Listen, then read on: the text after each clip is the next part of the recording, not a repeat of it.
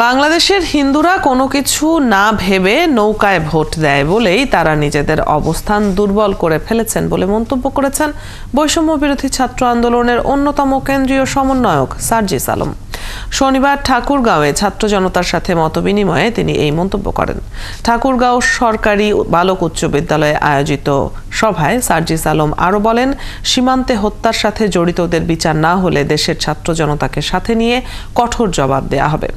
হিন্দু ধর্মাবলম্বীদের উদ্দেশ্য করে তিনি বলেন, তারা কোনো কিছু না ভেবেই নৌকায় ভোট দেয়ায় তাদের আজকের অবস্থা সৃষ্টি হয়েছে। তাই আগামীতে সবকিছু ভেবে হিন্দু ধর্মাবলম্বীদের কাজ করতে হবে।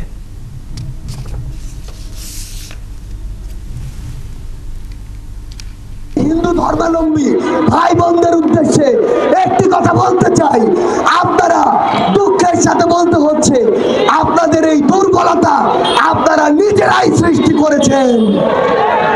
এই দুর্বলতা আপনারা কিভাবে সৃষ্টি করেছেন?